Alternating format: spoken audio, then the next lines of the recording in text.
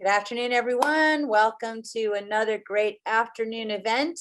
My name is Liz Beneski, and I'm the Executive Director of AmCham Abu Dhabi. We are so glad you could join us today. Once again, our Legal Affairs Committee has assembled an amazing panel of just remarkable subject matter experts.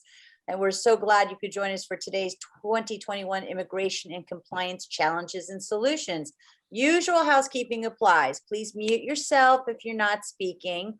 Do hold your questions, and better yet, just stick them right in the chat box. We're going to be watching them, and we'll address all of your questions at the end of the presentation.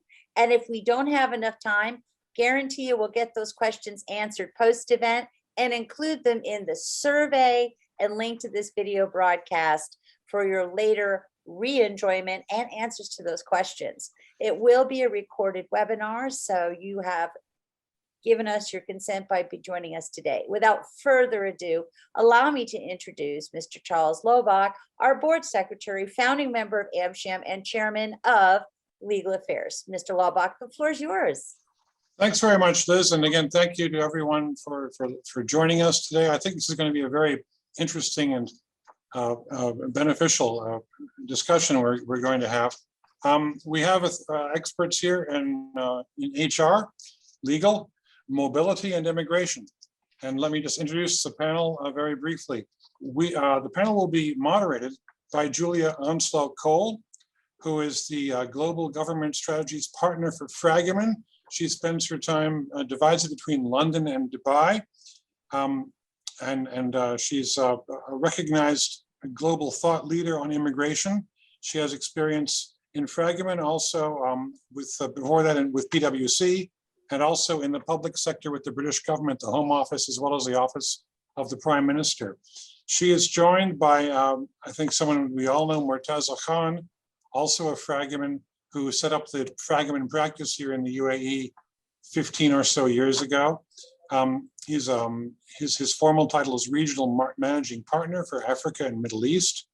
Before joining Fragomen, he was with one of the big four accounting firms. He's a fellow of the Institute of Chartered Accountants. They are joined by Liz Williamson with Accenture.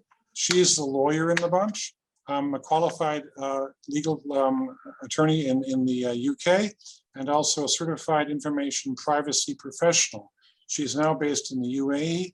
After 10 years of private practice in the UK, she went over to, in the UK, South Africa and the Middle East. She moved in-house, joined Accenture, where she's now responsible for employment and immigration law strategy and compliance across the Middle East and Africa.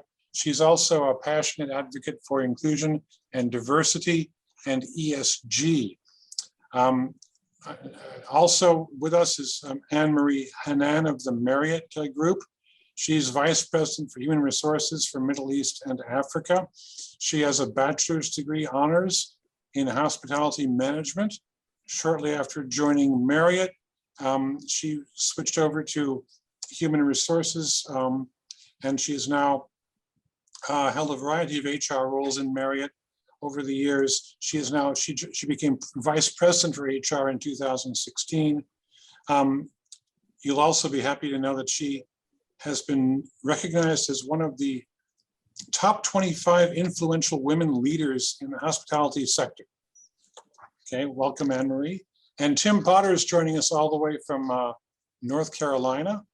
He is with IBM. When he joined IBM,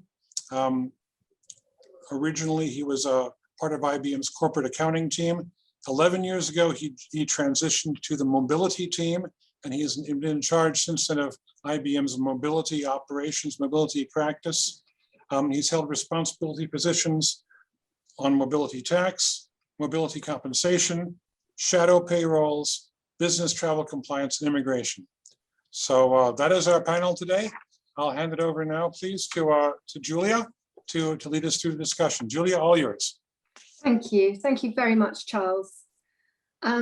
So I recently spoke at a client meeting, and I said that I felt that we're in the most challenging times, particularly from a risk and compliance perspective, but that I felt I've been saying that the whole of my career, but I think really this current time really is the most challenging time, not just from a future of work perspective, but dealing with remote working, etc., but also for travel. And as Charles said, we are really excited about being here today because our speakers have exceptionally unique insights from an immigration, global mobility, HR, and legal perspective. So I'm really looking forward to the discussion. The pandemic has thrown up this whole new vocabulary of words that just invented, particularly for the pandemic, such as pleasure trips and vanity trips. And I realize now in retrospect, perhaps I went on a few pleasure trips, which were those trips that you arrange in Paris for a Friday afternoon and then stay on. But there was also a lot of discussion around economic recovery and lots of discussion about whether there would be an economic recovery that looked like a V or a W or an L or a U, or even someone said like a saxophone. And I think all the economists are actually agreeing now that it really is a V. And although we've had a few wobbles along the way and on the upside of the V, where countries have gone back into the pandemic, you know, really the economy was driven down because of the actions that were taken, the necessary actions for the lockdown. And as soon as they're released, you know, things have really climbed up quite sharply. But I think we've really seen that particularly in the UAE, where numbers of new and exciting initiatives, such as the ability of foreign investors to own local companies. And this has all been on a very successfully managed COVID and vaccine rollout. And on a very personal note, I was absolutely delighted to be asked by the government to apply for a golden visa. And it's been really exciting working with Mutaza in the region on all the new immigration categories and on client projects. I think there's, you know, a lot of excitement in the whole and investment coming into this region. But I wanted to start with my first question, which is really about the lessons learned in the pandemic. And I wanted to start with Tim, looking at it from a global mobility perspective. And Tim and his exceptional team that he's been leading were actually nominated and shortlisted for a recent award on their management, outstanding management of crisis management during the pandemic. So over to you, Tim, and what do you think are the learnings out of the pandemic? Yeah, thank you, Julia, for having me in the question. It is a great question because this all unfolded extremely quickly. You know, I think the whole world was kind of hearing, you know, about the pandemic and issues started to unfold. And then overnight, we saw, you know, whole regions basically locked down. And our first concern was the safety of our employees and not only the safety of them, but where are they at? What do they need? Do they have a safe place to stay? And how do we get them where they need to be at the end of the day? And we quickly organized a team to start updating employees, kind of tracking what was happening around the world and posting updates to internal websites. We did personal reach outs through emails and phone calls and Slack. And so it was really important for us to reach out to our employees and for them to know that they had the support of IBM, you know, if they needed it. Then the next piece of this is navigating all of these lockdowns and updates that were unfolding so quickly. You know, overnight you were having new reporting requirements develop across the globe. And it became very apparent that we really needed to have strong partnerships with our external vendors. And so, you know, we work closely with our vendors throughout this process or throughout the next, you know, several months, 18 months or so. And we're still working closely with them. But not only just working with the vendors, but tying those into business needs and developing strategies to deploy people successfully with these new requirements that are popping up around the globe. So I'll stop there and let me know if you'd like me to elaborate any further. Yeah, thank you. That's really very interesting. Liz, what do you think have been the challenges in the learnings from a legal employment perspective? I think this need for agility and to react quickly and to navigate uncertainty have been real learnings for us all, whether we're wearing a legal hat or HR or mobility. I know it's not something that's new for many of us, but I think it's become even more critical.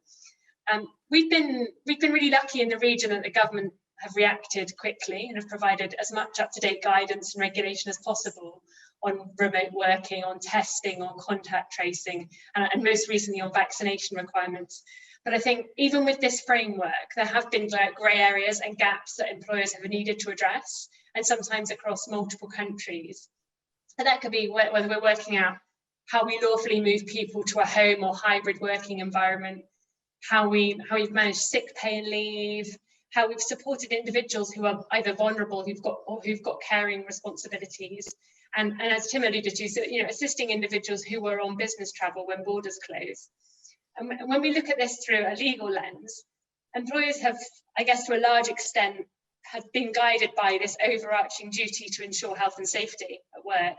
And I think that duty is implied into an employment relationship in almost all countries around the world. So that's one consistent guiding principle we've had. This duty has obviously taken on a far broader meaning over the last 18 months with the numerous work arrangements and I suppose the changing nature of the employer-employee relationship, particularly where there's a significant expatriate population.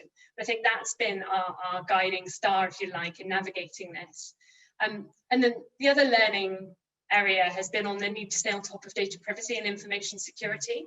I think particularly as many organisations have either had to increase the speed of their digital transformation to enable them to continue to deliver through the pandemic, or suddenly bring in new technologies to enable their people to continue to work.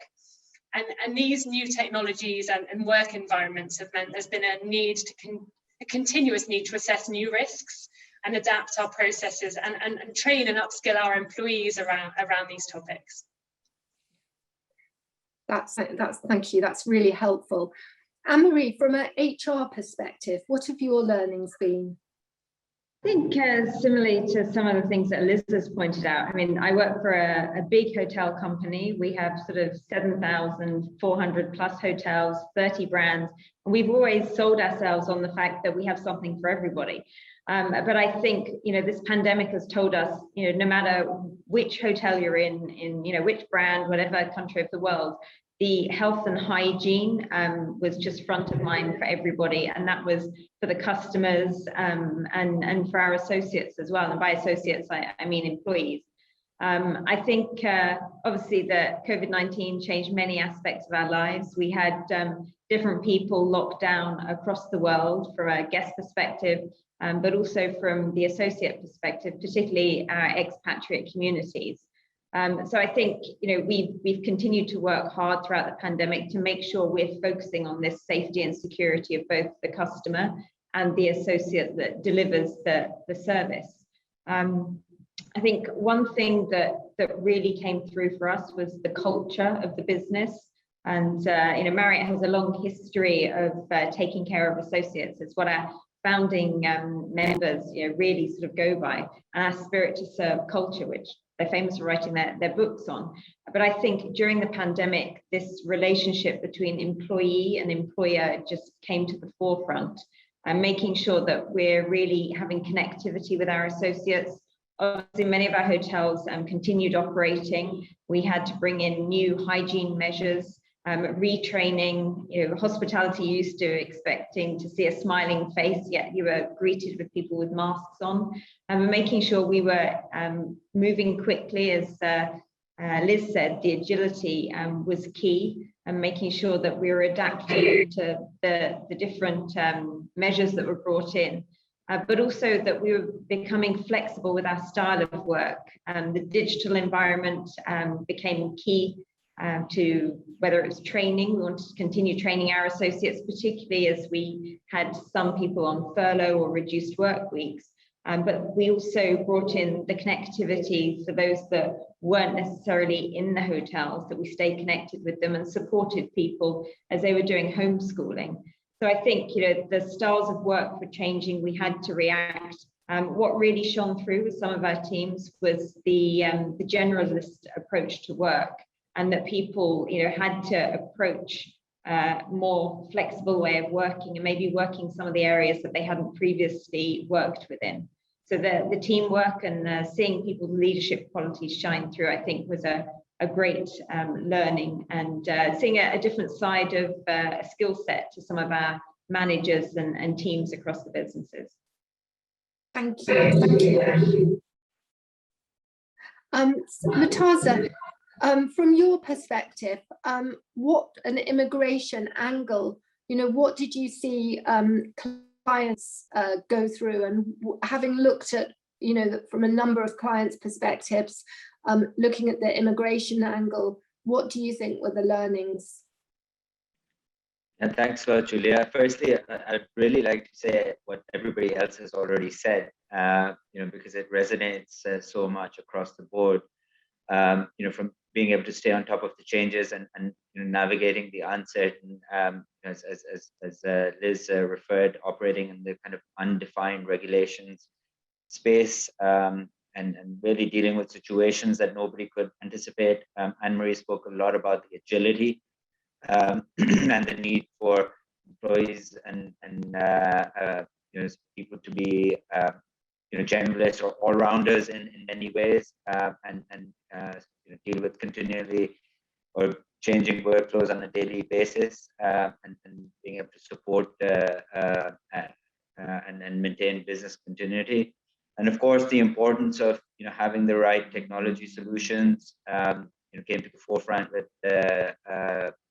clients, and our own infrastructure was tested very well in terms of being able to identify and report of where people are, and the right analytics to see what's the impact of immigration restrictions on where the general population is. So all of that was something that came together. We also, devised a very specific focus area amongst our global knowledge group, which effectively worked 24/7 to identify on a daily basis what are the global changing immigration restrictions, travel restrictions that are coming about, and really posting them on the microsite that we stood up for that purpose.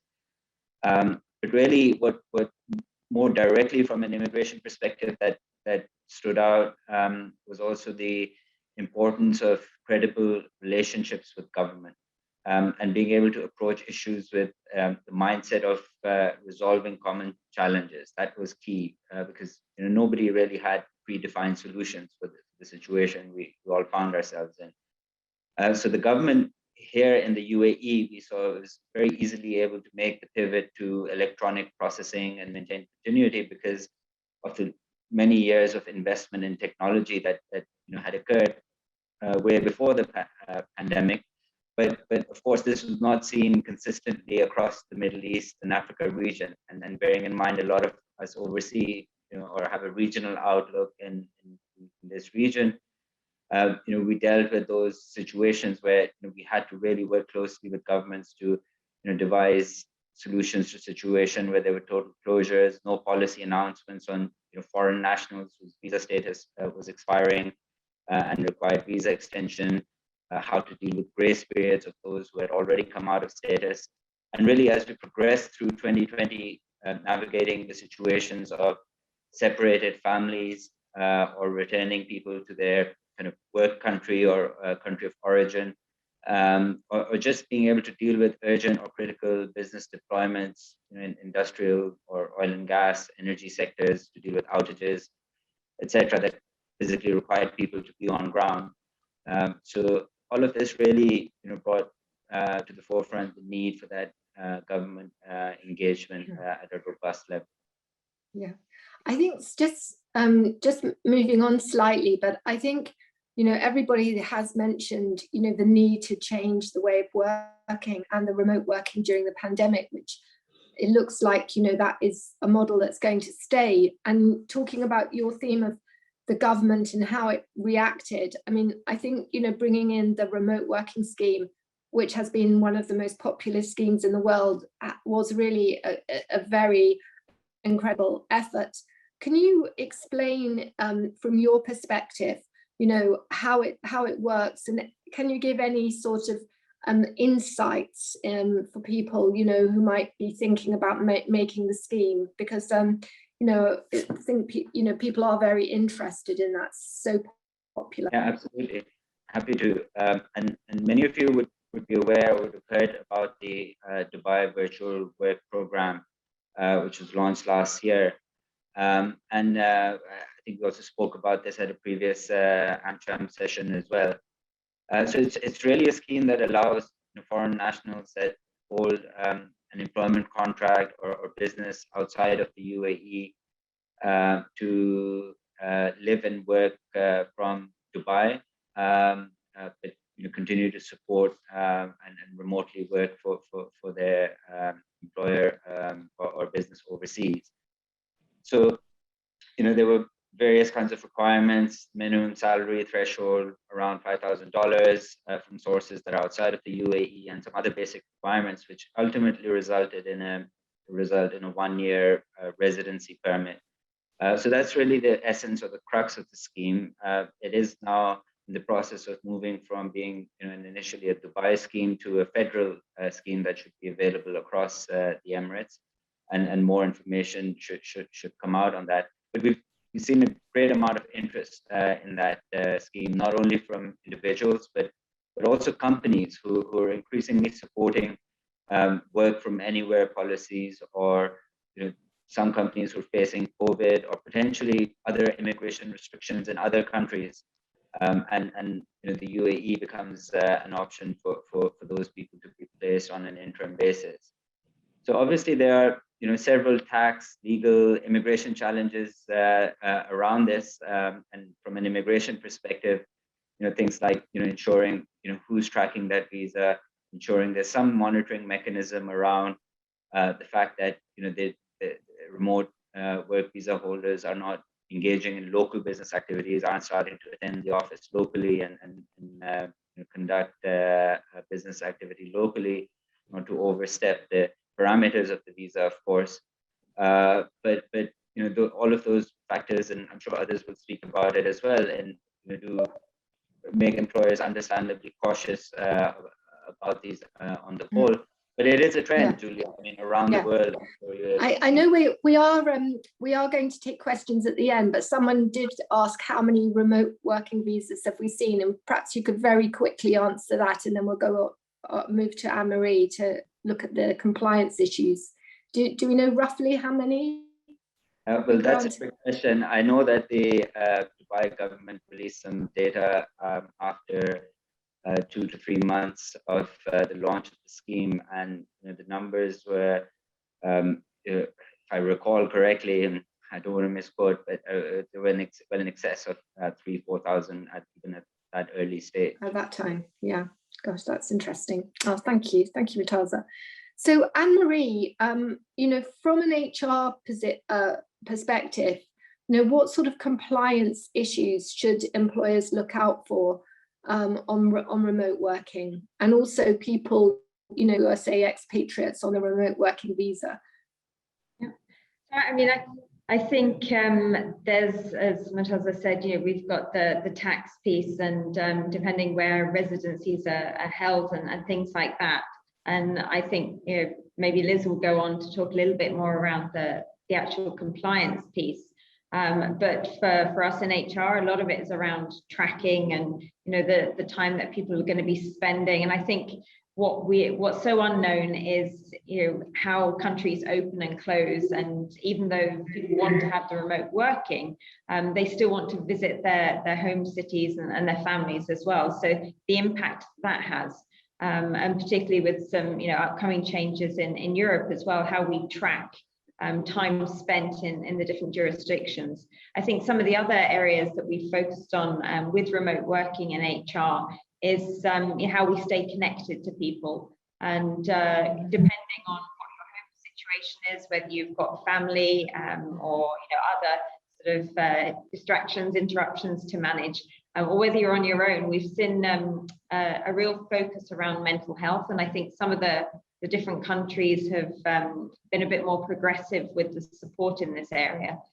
This is one thing that we've really invested some time in. We have done mental health training for our managers so that they can spot the signs where some people maybe need some additional support. We reinforced the merits of open door policy, and really asked our leaders to check in on the teams if they are remote working, to make sure that it's not just a conversation about work, but to make sure that their health and well-being is good, particularly in markets where we've seen some of the stricter lockdowns. Our well-being philosophy, we have something called Take Care, which goes globally. So we've seen a lot more focus on virtual activities, people doing sort of 5K runs in their studio apartments, and really this focus on what can we do to really leverage our digital platforms. So our traditional trainings that we would have done in a face-to-face environment, we've transitioned the majority of that into a digital, or in markets that we have this hybrid approach. And I think with hotels it's slightly different, because a lot of our associates are still operating within going to work each day. Whereas our above property offices, we've got teams that have been working from home for maybe a year plus now. So it's that fine balance to make sure that we're supporting people as best we can. Yeah, that's really impressive. Yes. Tim, what about you? What do you think about the longer term impact of remote working from a global perspective? Yeah, thanks, Julia. I think what you'll see, and you're already seeing it, is the adoption of new tools and a focus on technology. And it touches many different spaces in this. Anne-Marie touched on staying in touch with your employees and the constant reach out. And that's really important, because people can be isolated in their home office. They're not engaging with someone every day. So it's important to have protocols in place where you're staying in touch with your team, you're actively meeting with them, and then taking that a step further to engaging clients too. Companies want to ensure that this remote environment hasn't disrupted how we serve our clients, and that we're successful in still solutioning what they need done. And so technology becomes more and more important every day in this space. From things like Slack or an instant messaging tool to Zoom meetings and WebEx and Microsoft Teams. That face-to-face interaction, even though it's remotely, is really important. And then kind of shifting over a bit to the compliance side, and Anne-Marie also touched on this, is the requirements around the globe for traveling is changing so quickly. It's really important to have technology that can help you keep up with that. And so that's knowing where your employee is at, and how you follow up with your employees to get information that you needed in a secure way, because a lot of this information we're passing back and forth is very sensitive information, and we want to make sure it's secure and being passed along safely. Yeah, thank you, Tim. Thank you. So Liz, what about you, from your employment law perspective, about the challenges and the compliance issues? I guess, as everyone's alluded to, there's two sides to this remote working concept, aren't there? There's this remote location, so perhaps in a third country, and then this remote home working model. And looking at the remote location piece, I think, as Murtaza was saying, we've had a number of geographies release this sort of remote work visa. One of the challenges around that is that actually it's very clear that shouldn't be to integrate in the local market. So you need to make sure that if you have your people hosted in geographies where you might have a presence, that they really are working genuinely remotely from an overseas business. And then as you have people working in a location other than where their employment relation sits, we've heard reference to the kind of corporate personal tax consequences, but there could be social security obligations or labour law rights that are triggered in that third location by virtue of the person being present. You know, the employment laws are typically domestic, and if someone sits there, they can attract and accrue rights. And does their presence there actually mean that the business they're working for is triggering corporate law consequences? Should they have a commercial license to actually operate in that country? When we look at the kind of the home working, remote working model, I think employers have had to consider their obligations in terms of facilitating that work from home setup. You know, whether what the law isn't requiring, for example, that people work from home, because a lot of countries are starting to open and say that actually people do not need to be away. You know, actually some countries are going as far as encouraging people back into the workforce. You know, what is an employer's obligation? Or actually they're saying, no, we're going to stagger our return. We are going to keep people at home. You know, does the employer have the contractual right to require this of their employees?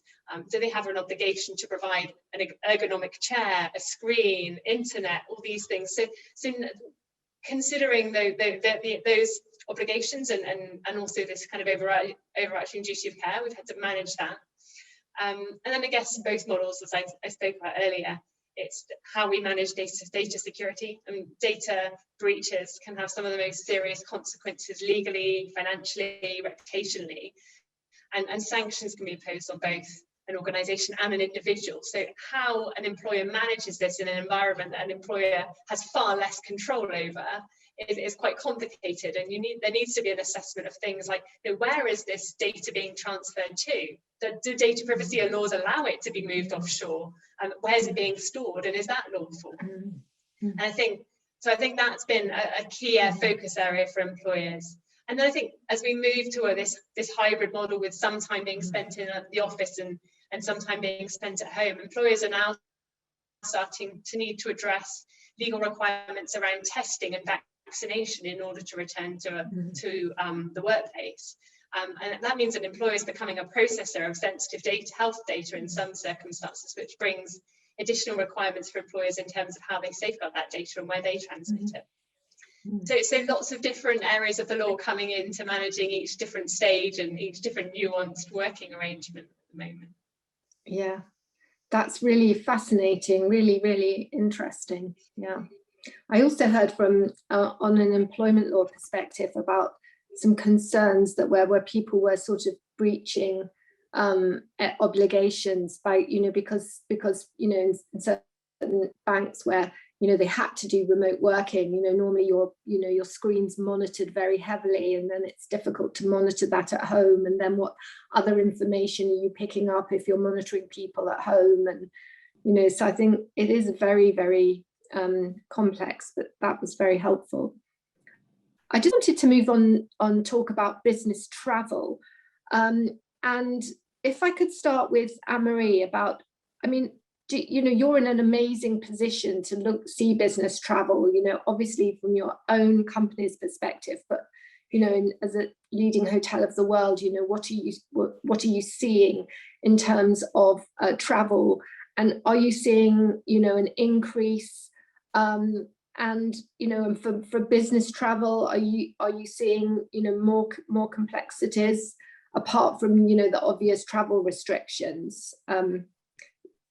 Okay, so I mean, I think it goes without saying business travel has been impacted, and I'm sure everybody that's listening to the call today, if you've had or if you're in a position that traditionally would travel, then that's been impacted. We can't ignore that fact. I think, you know, as a business, we're seeing leisure is coming back quicker.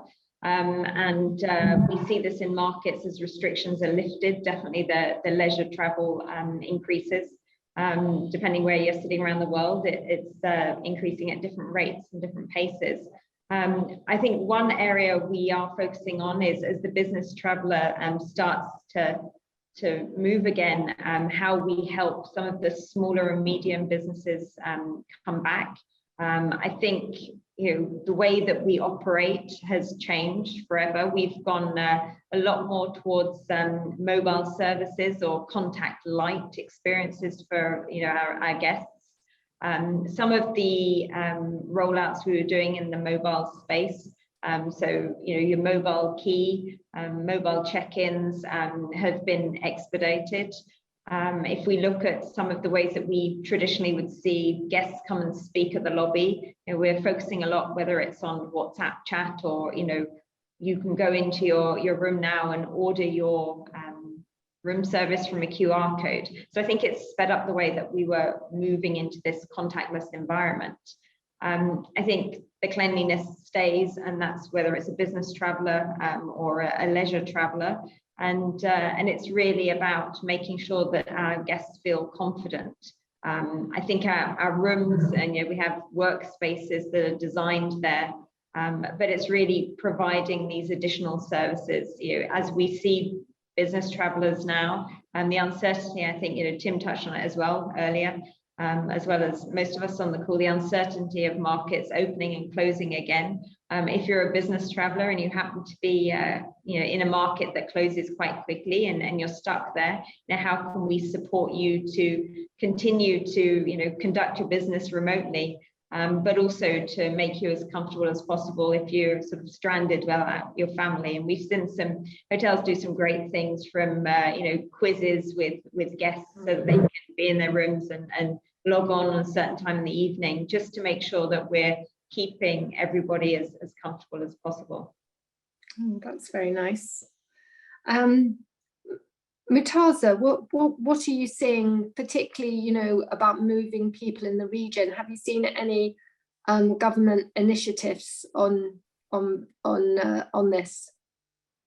Yeah, firstly, I do agree with Anne-Marie in many ways that business travel is still very limited and limited to critical need, given the restrictive circumstances we all find ourselves in. On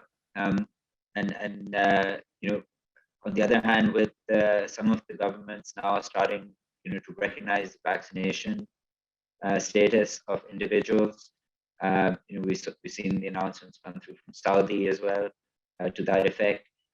So it does open up the possibility for people to travel. We've seen that also in some countries in the EU announcing vaccinated travelers from outside of the EU to travel quarantine-free. So as those possibilities keep opening up, or corridors keep opening up between governments, we are likely to see an increasing demand for it.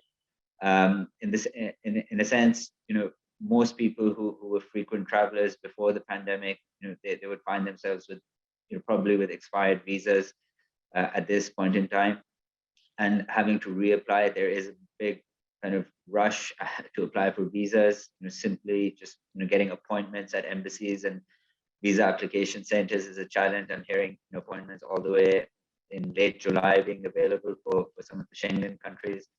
So these are kind of some technical logistical challenges that will be there, in addition to all the additional procedures that people need to go through and plan for around quarantine and testing. I remember I went to Kenya on a rare business visit in January, and it involved 7 more steps, from having the right QR codes and registrations and testing requirements, etc. So it does get quite intense. The other aspect here is to recognize the need for short-term project work. And remember, usually most governments and countries have the requirement for a short-term work permit or a short-term work visa to enable that. And those haven't consistently opened up in terms of processing of the visas on the ground in and across all countries. So what we're seeing is that because of that lack of availability, there are companies that are having to make a risk assessment on using business trips under short-term work situations. We've seen that happen in Saudi for a long time, and only now Saudi has opened up a short-term work category. So, these are some of the kind of challenges, and governments are I guess, keeping up with these changes over time. That's really helpful. Thank you. Yes, I think it's exciting about the change in Saudi. Liz, from your perspective, what about legal impacts for business travelers? I mean, do you think, Liz, that one of the things that you've seen is that perhaps there's a higher duty of care now after the pandemic, given the situations a lot of business travellers found themselves in? I think absolutely, Julia. I think we're seeing fairly convoluted travel routes where there is business travel. Often people needing to transit through a third country in order to get onto their final destination, or where people are relocating to take up a role, for example. There being a much longer lead-in time and perhaps through other countries before we can mobilise them in the country of employment. And yeah, there is an increased duty of care around that individual as they are on that business travel. There's also areas around the employment relationship that we really need to consider on quite an individual basis, because this person may or may not have work rights in the country they're transiting through, and then how do we treat that period of time? Is it leave? Is it paid leave? I mean, there's a lot of questions that need to be assessed on a case-by-case basis. There's certainly harder to sort of streamline business travel processes like we might have been able to pre-pandemic. And I think, and again, quarantine periods, what are our duties of where someone is quarantined or becomes stuck in a country, and perhaps in a country where the employer doesn't have a presence and doesn't have an immediate way of reaching. And it's great to hear that Marriott are doing a lot to look after their business travellers and helping with that element. So I think that is a big part of this. I think, and again, I guess we've got to ensure that we've reviewed medical and insurance obligations where people are travelling, to perhaps unusual countries that we wouldn't typically have had people going to before. I think the other piece of this, which I'm starting to see emerge, is, as we're starting to see countries require proof of vaccination to travel, and actually also proof of vaccination to re-enter the workplace. We're seeing that coming in August in Saudi, for example, and I expect to see more of that coming in across the region. And then from an employment perspective, we get questions around people who refuse to vaccinate. That could be for health reasons, it may be for religious reasons or for other reasons. And what does that mean for the ongoing employment relationship? So new and novel questions coming up, I think, and continuing to come up over the coming months. Thank you. There is a question actually, which is saying, our business travel services, are they up to normal? And that they've heard there's difficulty with all the sort of services that you would need. I mean, from my own perspective, I don't think they are up to normal. I think it's actually quite challenging to provide people with all the backup services. But what did you think about that, Liz? Do you think, in experience that you've had of, moving people, do you think it's a bit harder to actually find all those backup services?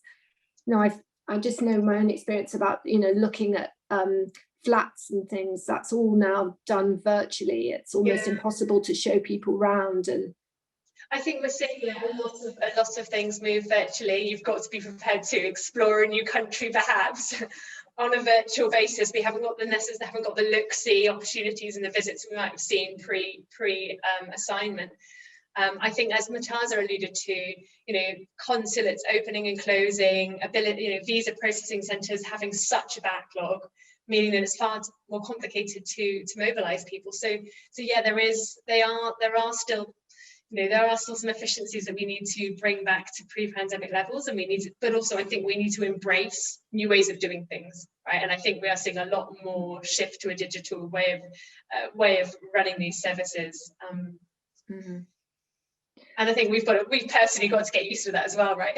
Yes. I just jump in and just reference, I think it's very relevant to this region, is the delay on document processing that we're currently encountering around the world. I mean, for getting visas, you need all kinds of degrees and police clearances, marriage certificates legalized at embassies and consular posts, and that involves multiple local authorities.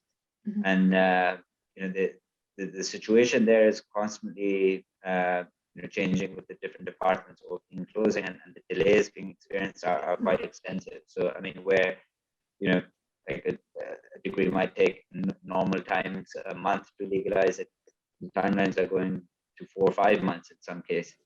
So we're seeing extensive delays on that side. Yeah. There's a question that's just coming. I know I keep saying we were supposed to be taking questions at the end, but they're really some of the really good questions, and we seem to be fit in with what we're talking about now. But a person's just asked, you know, what about if you're doing 2 to 3 country business trips? And I mean, from my own experience, because I have been one of the rare Fragomen partners who've been traveling on business during the pandemic, as has Mutaza, and from helping clients, I think that my own advice would be that that has to be, you know, really, really carefully planned, because it is actually like playing chess. Because when you start off and you think, I'm traveling from country A to B, oh, and country B says you can go from B to C, but then sometimes that doesn't apply given the country that you came in before you got to country A.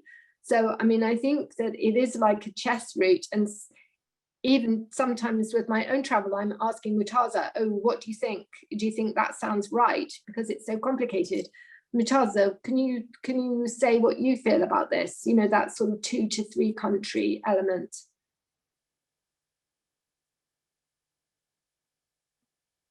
Mutaza? Sorry. Yes, you know what? Absolutely. About, Sorry. Yeah. So it's you know, very much you know, maintaining that awareness of the regulations. I mean, anybody who is planning to travel across 2 to 3 countries at this point in time, you know, does need to kind of accept the level of risk involved inherently in that. You know, I've had the situation due to personal reasons to make multi-country trips of late.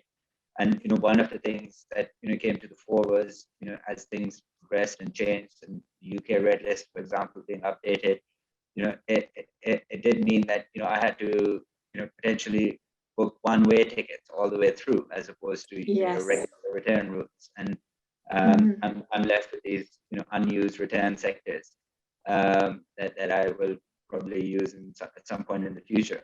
But aside from that, I mean, you know, there is a level of inherent risk. I mean, people are also, you have to be mindful of, you know, the number of PCR tests they have to conduct through you know, each travel, and the possible potential of, you know, a positive result, and the implications of that as they prepare through those countries and understand what are those, you know, specific requirements in the event of a positive case for that for each of those countries. Maybe prepare accordingly as well. Thank you. We have got some more immigration questions, but we'll ask those later. Just so moving on to Tim, I mean, be really interested to hear from Tim about what do you see as the future for business travel, and you know, and how are you finding it in managing all the compliance issues that we've just been talking about?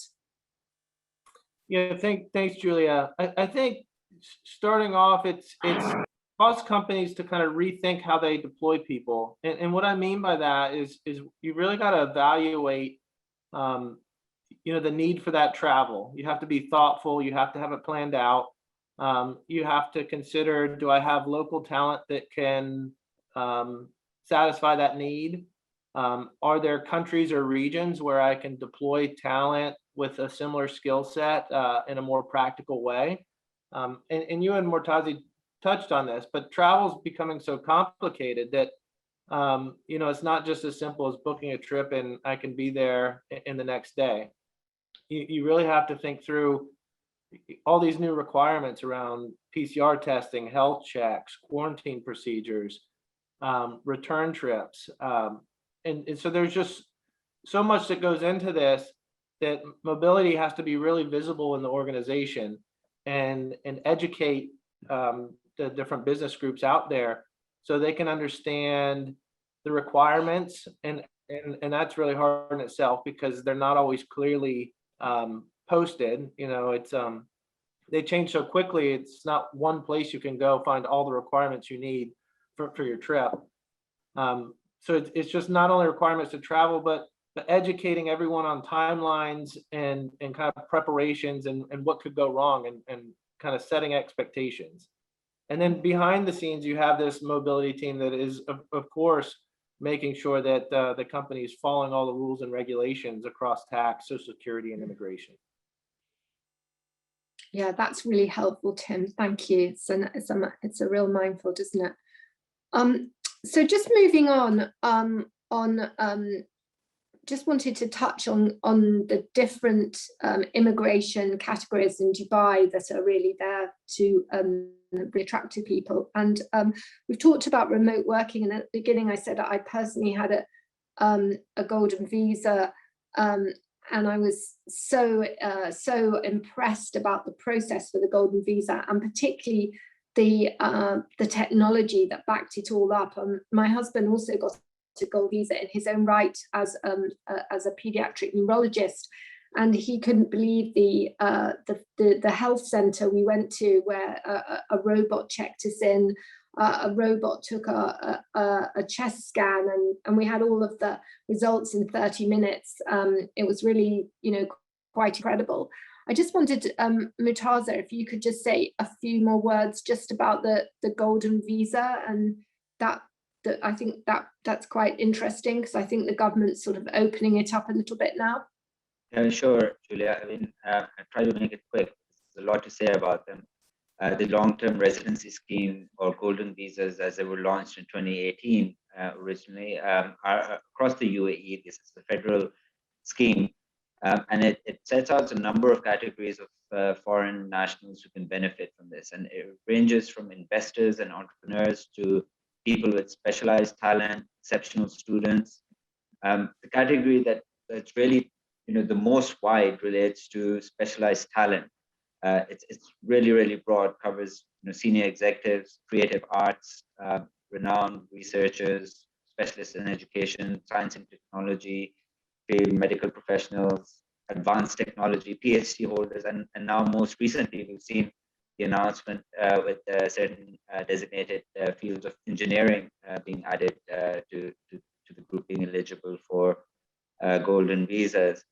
And as we saw, and a lot of us in the region know, that the initial focus was through a nomination process, a government-driven nomination process, and that was really as the authorities established the right committees and adjudication structures, which are now in place, and the schemes have seen quite a significant interest, and of course, as with any such immigration scheme around the world, we see the adjudication or the decision-making process can take time because of the evaluation of all the underlying criteria and requirements involved. But it's really an interesting development, one that relates to exactly being able to attract the talent and retain the talent with the specific skill set that are required for the future workforce needs of the economy. And then we're seeing a trend across the region as well. Saudi Arabia had the Green Card program, or permanent residency program, and there was a recent announcement that they'd be looking at expanding categories available over there as well. So it's really an interesting trend that is taking place in the region. We've got just 5 minutes left. We did have a question from one person that was asking about there was a concession for the 180 days that you could be outside. There was a concession, but as far as I'm aware, and I don't know, Murtaza, if you know different, but I think that concession's ended. I do know in my own position, speaking personally, I did inquire about my golden visa, and I understand that I have to come back, within 180 days, which obviously I'm doing. But I think if there are very special, circumstances, then obviously, you can apply and explain those. I don't know, Murtaza, if you had anything to add to that answer. No, you've said it all, Julia, pretty much. I think special circumstances would need to be looked at on a case-to-case basis. And particularly, we have travel restrictions that are prolonged from countries such as South Africa, Brazil, India now. So, bearing in mind those are reasonably high volume, especially India and now South Africa, in terms of foreign nationals from there. So I would anticipate some level of flexibility. Yeah. So just in the very last 5 minutes, this has been a really amazing, interesting discussion. And could I just ask, Tim, looking forward, to the region in particular, the future of work, skills and expertise, what do you see as the future? And if I can just ask you and then Anne-Marie and Liz, what just 1 minute of what you think for the future. Yeah, I think we touched on it already, but technology is going to be real important because requirements are changing so quickly, and deploying technology to help with tracking and automating certain aspects of the process are going to be critical to a company being able to successfully deploy people. Thank you, Tim. Well, you're in a big tech company, so your company is well placed for that, isn't it? Yes, we're working on it. Yeah. And so Liz, what did you think for the future? I kind of anticipate a continuation of this hybrid model with work remotely and a bit of reintegration into the office, because I think ultimately people want this human connection. Even if we can do everything remotely, that will continue. So I think there'll be an accelerated use of technology and obviously some reskilling as needed to mitigate job losses as a consequence. But I think I just want to end on a positive note, and I think some of the silver linings to this pandemic is that we've identified we've got greater global pools of talent that we can tap into now very seamlessly. We've proved that remote and flexible work models can be effective, and we've showcased the use of new technologies. And I actually think this will mean employers probably need to change their approach to the kind of 9 to 6 office-based employment in the longer term, which from an inclusion perspective, I think, just to end on that, I think is fantastic. And I think will really encourage a greater demographics of individuals into the workforce. Lovely. Anne-Marie? I think much of the same. We actually launched a full HR system across the entire Marriott portfolio in December last year. So we're upping our game in the technology area, and this is really to manage our associates, and really everything's integrated, how to provide flexibility, bite-size, on-demand training, as opposed to the sitting through the traditional half-day workshops. I think what Liz said about the flexibility, we're seeing hybrid models coming back to work. I don't think we'll get back to everyone being in the office full time. So I think this, like Liz says, does tap into a new demographic of the workforce. And going back to sort of what Tim pointed around, this different style of working and rethinking on some of the roles we have. We've seen people being flexible across the different roles that they've carried out, and really looking at the way we organize our workforce, and maybe a different approach to some of the work that we've done previously. And I think it will have a lot more job enrichment for our teams as we move forward. Lovely. And I'm just going to hand the last word to Murtaza. Murtaza, would you like to close? Yes. Just real quick and a slightly different spin on the topic in the sense that one of the big trends we're also seeing around the world is some level of protectionism around immigration issues, with governments looking at preference for local nationals in relation to job opportunities, and that's a natural reaction to the initial unemployment rates that were created due to pandemic. Some of that has been seen in our region, but not across the board. It is heavily balanced against the region's excitement towards and really focus on economic diversification and the need to bring in new talent and new skills into the region. So all of the other schemes that we talked about, like the golden visas or the remote work visas and flexible new categories around short-term work that are being introduced. Those are all balancing trends, and we'll continue to see that landscape evolve. I think over the coming months and years. Well, I'm just going to hand back to Charles, but I just wanted to say my own personal thanks to you, Murtaza, and to Tim and Liz and Anne-Marie. It's been a really, really interesting, insightful discussion. And, you know, also thank you very much to AmCham Abu Dhabi. I'd like to thank Liz and Charles, and also Shoaib and Claire and our team. But thank you very, very much. So over to you, Charles. Thank you very much, Julia. Thanks for handling the panel. Thanks for your contributions on the merits of the of the discussion. Very interesting. It's obviously a subject that everyone's following very closely, and it changes very quickly. And I guess we all still are wondering, is the large office a thing of the past? Is business travel a thing of the past? Are we all going to be staying at home all the time? It's good for some people. It's a big change for everybody. But you've really cast a lot of light on this, and the Dubai perspective, the UAE perspective, but also having global players like Accenture and Marriott and IBM. It's really been great. So thank you. Murtaza, thank you. It's what a great team you have. Liz, thanks a lot for your insights and your war stories, as it were. Anne-Marie, Tim, thanks so much for dialing in. I didn't thank Shoaib Khalili in front of everybody, but Shoaib, I think, was a driving force behind putting this together. So again, the Fragomen team is really strong here. So thanks once again. And all of you out there in Zoom land, thank you for dialing in and participating, and thanks for your questions. Julia and colleagues, I guess that's it. Thank you so much once again. Really appreciate it. Thank you. Thank you. Bye. Thank you, Team Bye. Fragomen, a platinum member of AmCham. Be safe, everyone. This concludes it. Thank you. Thank you.